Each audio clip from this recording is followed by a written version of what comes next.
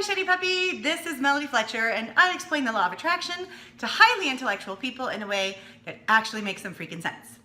And today is our fourth installment in the Crazy Bitch Syndrome series. So if you haven't watched the other 3 videos, you might want to go back and do that. We were talking about negging, we were talking about testing people or the taming of the shrew syndrome. Last week then we talked about compulsive snooping or stalking. And today we're going to talk about controlling behavior, the big kahuna. Save the best for last.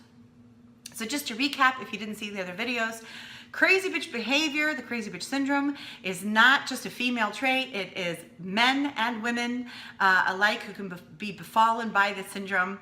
It is behavior that we engage in out of our insecurity that sabotages our relationships. And these can be romantic relationships, work relationships, family relationships, platonic relationships. It doesn't matter. Anytime that we're dealing with other people, the crazy bitch can come out if we've been triggered, if our insecurities have been triggered. Yeah?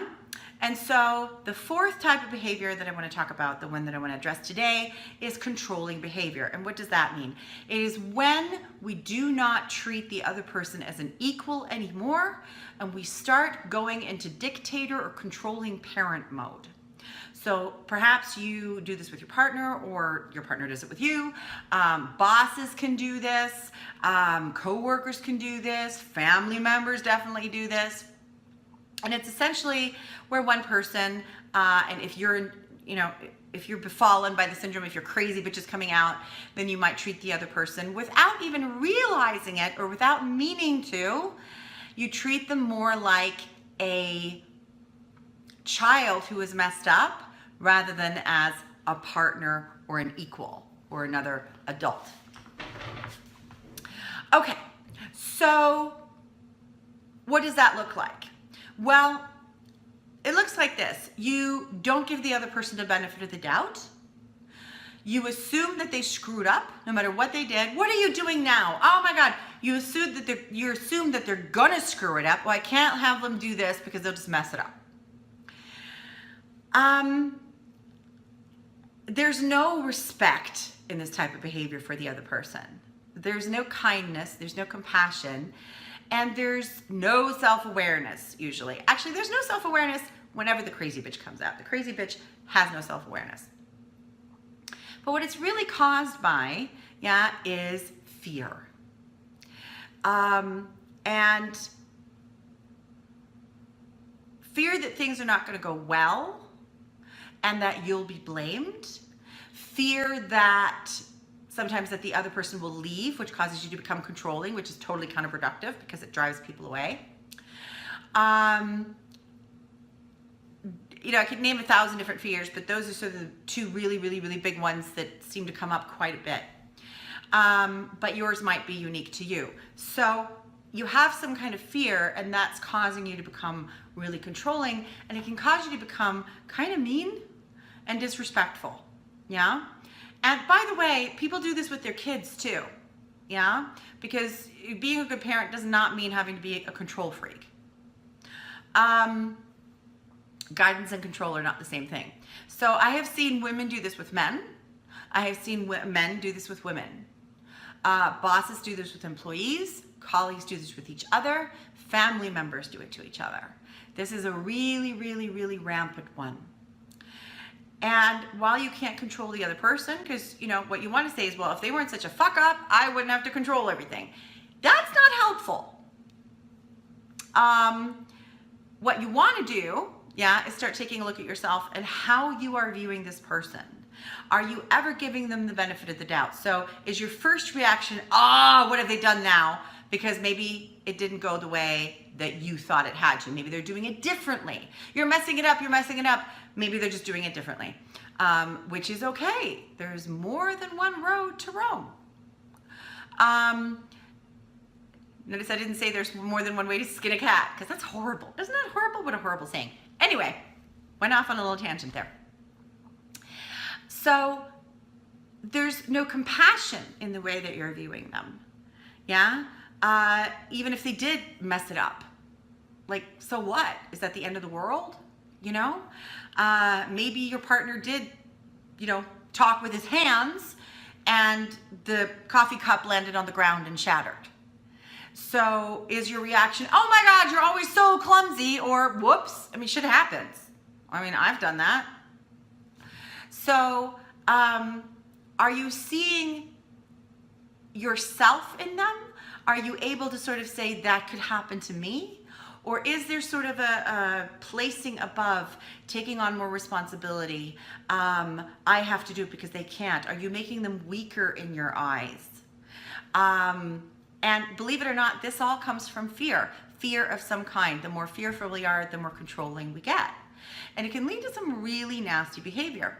So if you find that you're doing this with your partner, with your employees, with your family member, with an elderly family member, that brings that out. We get really scared, mortality comes up, and then we start treating them like little kids.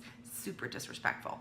Again, I could probably make a video about every subgroup of this fear, but you have some kind of fear that they'll die, fear that they'll leave, fear that you will be reprimanded by I don't know who, and you have to fix it. If you're the older sibling, this might be something instilled in you that you have to always be responsible, and then they mess up and then you get scolded. That can instill that kind of belief. So if you always had to be responsible from an early age and you were, reprimanded for something that other people did, which makes you the responsible one, you might have not even been the older sibling. It doesn't matter. Maybe your parents needed you to take on certain responsibilities that weren't quite fair. It can lead to different kinds of fears, yeah? But it sabotages relationships because nobody wants to be treated like that. Nobody wants to be treated like an incompetent little child. Not even children want to be treated like that, yeah? And it does cause rifts in relationships. It causes your employees to hate you. They might fear you, but they certainly don't respect you. It causes your partner to start to gravitate away from you because unless they're super insecure and, it's still a dysfunctional and very imbalanced relationship. And it causes your family members to not want to spend Thanksgiving with you. Now, you might have a family member like that, in which case now you might understand what's really going on there, which means that you can have a conversation with them. If your partner is doing this to you or a family member is doing this to you, it's up to you to set the boundary, but you can do so compassionately, knowing that what's being triggered is a fear. And if they have enough self-awareness, talk to them about it. If it's you who's falling into this category, sit yourself down and start to explore what it is that you're really so afraid of.